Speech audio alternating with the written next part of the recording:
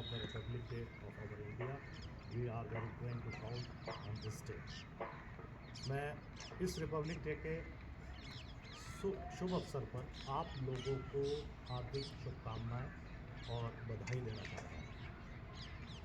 इस संदर्भ में मैं अपने चेयरमैन सर को डॉक्टर महेश दिवाकर जी को आमंत्रित करूँगा कि वो हमारे समक्ष कुछ शब्द बोल करके हमें अनुग्रहित करें। हाँ तो वो आप वो कर देंगे आप ही कर। अच्छा पहले राष्ट्रीय गान ठीक 2 मिनट के लिए हम राष्ट्रीय गान की स्थिति में खड़े होंगे।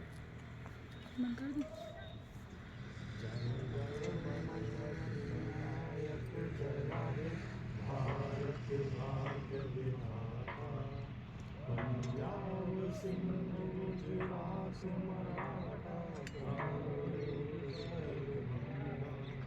विंध्य हिमाचल यमुना गंगा उत्कल जलधित तब शुभ नामे जागे तब शुभ आशीष मांगे गाए कवि जन गण मंगल गायक जय हो भारत भाग्य विधाता जय हे जय हे जय हे जय भारत माता की जय। गणतंत्र दिवस के इस शुभ अवसर पर मैं chairman sir doctor Mahesh Diwakar को आमंत्रित करता हूँ कि वो आए और अपने वाक्य से हमें अनुग्रहित करें। विद्यालय परिवार के प्रबंधन से जुड़े हुए डॉक्टर महेश पवार, सुदीप चौहान और शिक्षक शिक्षिका संवर्ग आज गणतंत्र दिवस का 75वां गणतंत्र हम अपने स्वतंत्र भारत में मनाए और हम सब बड़े ही गौरवान्वित हैं इस दृष्टि से कि हम लोगों को स्वतंत्र भारत में जन्म मिला। जिस आज़ादी की प्राप्ति के लिए हमारे असंख्य वीरों ने वीरांगनाओं ने देश के लिए बलिदान किया, लड़ाइयाँ लड़ी, बहुत लंबा संघर्ष हम लोगों ने झेला, धन जन की अपार हानि हुई। उस संघर्ष के उपरांत जिस लक्ष्य को लेकर भारत के आज़ादी के वीर चल रहे थे, उस आज़ादी की प्राप्ति 15 अगस्त सन 1947 को हुई। दुर्भाग्य ये है कि आज़ादी तो हमें प्राप्त हुई, लेकिन जो भारत अखंड भारत था वो 2 भागों में विभक्त हो गया। एक पाकिस्तान और दूसरा देश। पहले था अखंड भारत, वो भारत के रूप में रह गया। ये पूरे देश का दुर्भाग्य था कि जिस आज़ादी के संग्राम को सारे लोगों ने मिलकर लड़ा था और ऐसी दुर्दांत परिस्थितियां उत्पन्न हुई कि लोगों ने देश को विच्छेदन करने की मांग दोहराई और हमारा घर जो भारत नाम से, जो हिंदुस्तान नाम से घर कहलाता था, वो घर बट गया, 2 भागों में विभाजित हो गया।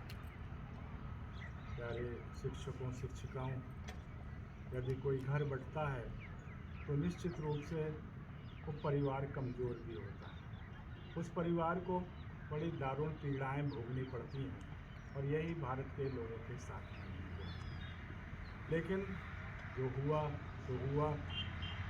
आज़ादी मिलने के उपरांत भारत ने प्रगति की ओर अग्रसर हुआ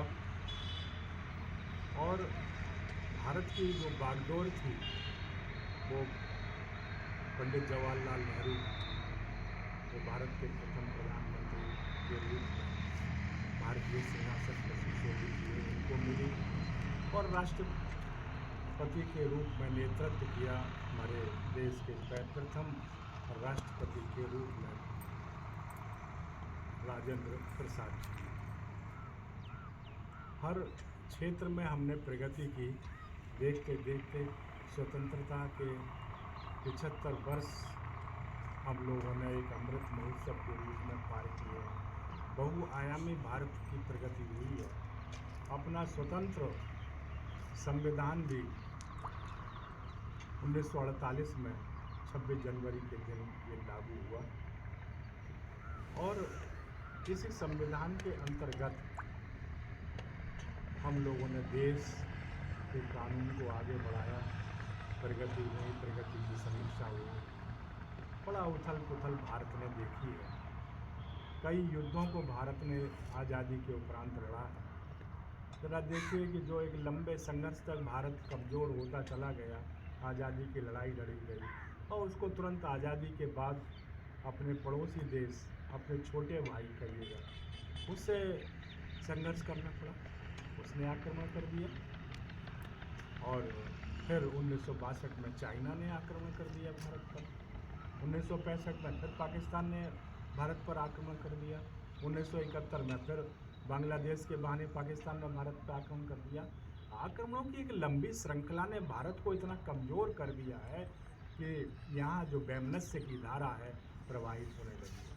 हम सब शिक्षक संवर्ग हैं, हम अपने अतीत से प्रेरणा लेकर निरंतर प्रयास करें कि अच्छाई क्या है, कौन हमें प्यार करते हैं, कौन हमें जानते हैं, कौन हमारे राष्ट्र के लिए, कौन हमारे परिवार के लिए, कौन हमारे घरों के लिए हमें सुशिक्षा और अच्छे स्वप्न दिखाता है, आत्मीयता का परिचय देता है। इसकी समीक्षा, इसका आकलन और इसका विश्लेषण हमें स्वयं करना चाहिए। इतना सुशिक्षित होने के उपरांत भी यदि हम अच्छे और बुरे का निर्णय नहीं ले पाते हैं और शिक्षक होकर हम राष्ट्र की मुख्य धारा में अपना योगदान अर्पित नहीं कर पाते हैं, तो मैं समझता हूँ ऐसे शिक्षकत्व, ऐसे शिक्षण से कोई लाभ नहीं है। बड़े सौभाग्यशाली होते हैं वो लोग जिनको शिक्षा का दायित्व जन्मतः प्राप्त हो जाता है। और इस दृष्टि से क्योंकि ये इतना पवित्र व्यवसाय है, इतना पवित्र कार्य है, राष्ट्र कार्य है, और उस राष्ट्र कार्य में आप लोग जुटे हैं, अपने बच्चों के भविष्य को इनका निर्माण कर रहे हैं, आगे आने वाली पीढ़ी को आप संभाल रहे हैं। और इसलिए शिक्षकों के सिर पर बहुत बड़ा दायित्व है, क्योंकि राष्ट्र के संपूर्ण कर्णधार शिक्षक ही होते हैं। वो पहचानते हैं कि हम किस प्रकार के भारत का, किस प्रकार के देश का, किस प्रकार के अपने घर का, अपने समाज का हम निर्माण करना चाहते हैं। कहीं जो अच्छी स्किल होती है उनको शिक्षक पहचानने में अपनी भूमिका निभाता है। अगर हम अपने अतीत के इतिहास में झांक कर देखें तो चंद्रगुप्त को पहचाना किसने? चाणक्य ने पहचाना। और एक सामान्य ग्वाले के रूप में वो खेतों में चरावाह कर रहा था। चाणक्य उधर से गुजर रहे थे, उन्होंने देखा कि संपूर्ण देश पे बड़ा ही आतताइयों ने आक्रमण कर रखे हैं और ऐसा कोई निदान, ऐसा कोई समाधान प्राप्त नहीं हो पा रहा था कि जो दुश्मनों से, देश के द्रोहियों से लड़ने के लिए कोई शक्ति चाहिए। और उन्होंने उस बच्चे को पहचाना जो 4-6 बच्चों को लेकर वहाँ पंचायत कर रहा था और कहा कि तुम ये हो, तुम ऐसे करो, तुम ऐसे करो।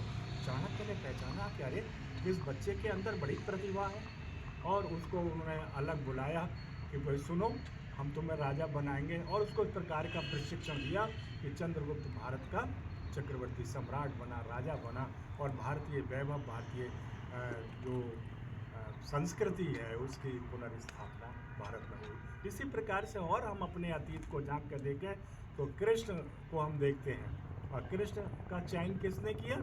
संदीपन जी ने किया।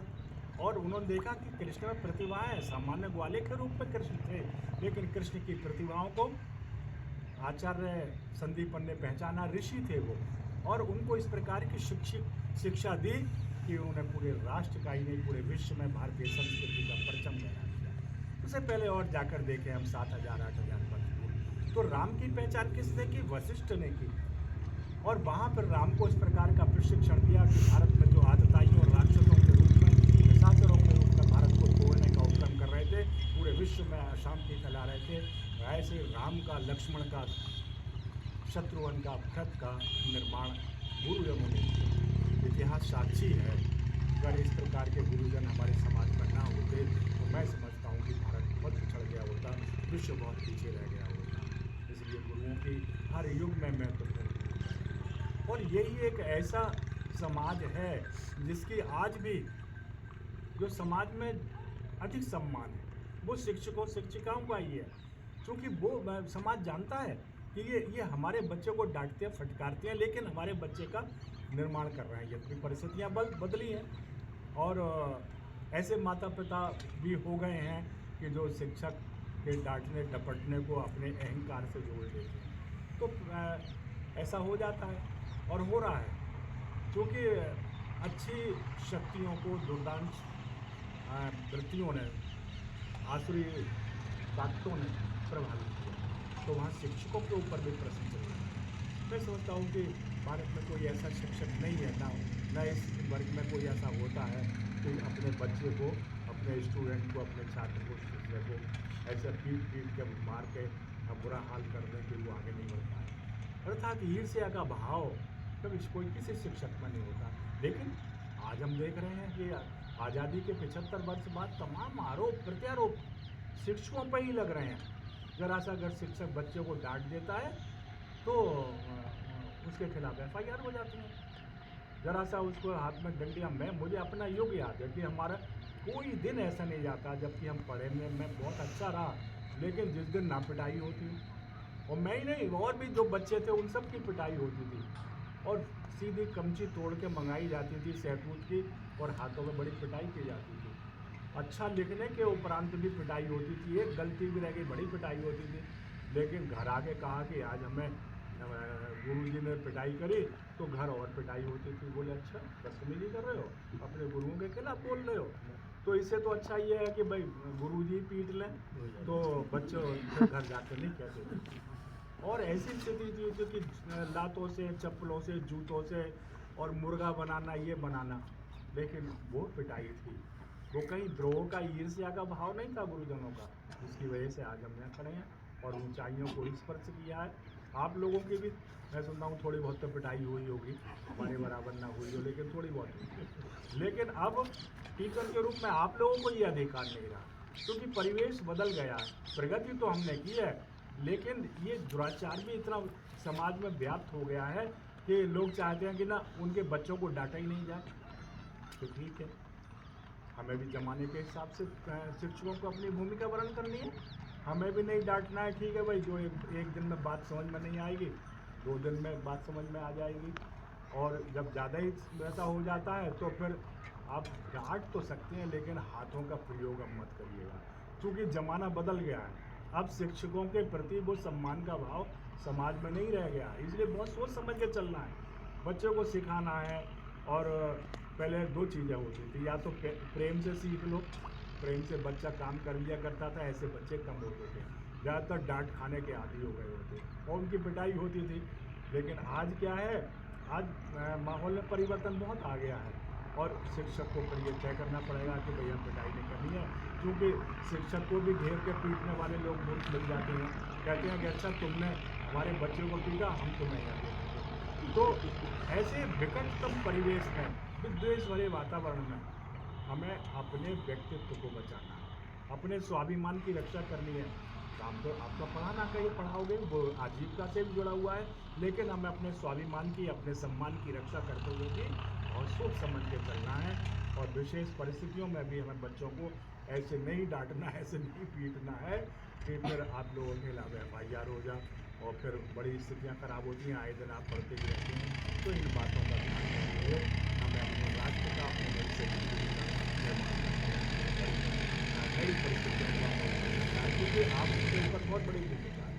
आपको इस स्किल को पहचानना है, और वो जो उस स्किल को पहचानेंगे वो बच्चा भी, अगर आप उसको कुछ प्यार से कहेंगे तो वो बच्चा ही फिर आपकी इज्जत करेगा, क्योंकि समाज बदल चुका है, पूरा माहौल बदल चुका है।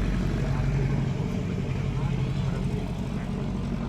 निर्भर करना है। इस अवसर पर हम सौगंध लें, शपथ लें कि हम पूरे राष्ट्र की, पूरे परिवार की बड़ा एकता का, सद्भावनाओं का हम निर्माण करेंगे।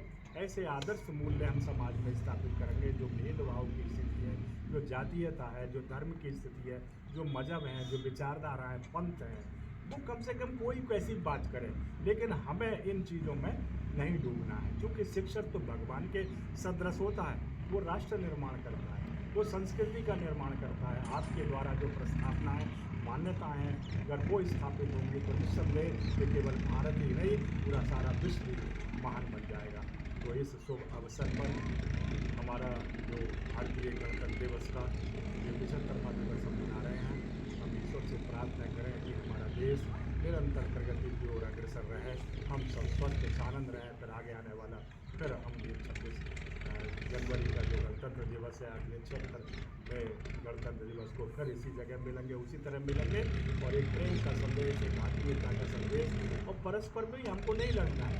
जरा जरा सी बातों में अगर आपस में द्वेष उत्पन्न करेंगे, नाराजगी उत्पन्न करेंगे, सबसे बड़ी बात है अगर आपको मिल रहा है कि अमुक टीचर ने कह दिया, अमुक टीचर ने ये कह दिया, तो नहीं, संवाद विहीनता नहीं होनी चाहिए। बात कर लो सबके सामने, नहीं अलग बात कर लो कि भाई तुमने मेरे बारे में तो ये नहीं कहा, ऐसे मैंने सुना था। तो ये नहीं कि ऐसा नहीं कि हम आए और बस मुंह फुला के बैठ गए और अपने साथी से गहरी दूरी बना ली, चाहे उसने कुछ कहा है नहीं कहा। कभी कभी कुछ ऐसी परिस्थितियाँ होती हैं कि एक व्यक्ति दूसरों की मित्रता को समाप्त करने के लिए, क्योंकि टीचर भी कोई आसमान से थोड़ी आया है, वो भी तो हम सब लोगों के बीच का है। तो जो गुणवत्ताएँ हैं वो टीचर में भी होती हैं, तो सहज रूप से उसे प्रवेश करती हैं। तो हमें उन गुणवत्ताओं को दूर करना है। टीचर कहीं का टीचर है, उसकी बड़ी नैतिक भूमिका है, ना तो रुपये पैसे से, ना उससे उसकी गरिमा की पहचान होती है। अब शिक्षकत्व के संस्कारों से उसके जो शिक्षा करता है, जो आचरण और व्यवहार समाज को देता है, उसके द्वारा उसकी पहचान होती है।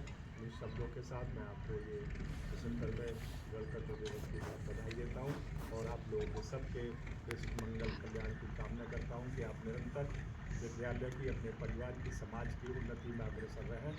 ईश्वर आपको स्वस्थ और आनंद रखे। बहुत बहुत धन्यवाद। भारत माता की जय। भारत माता की जय।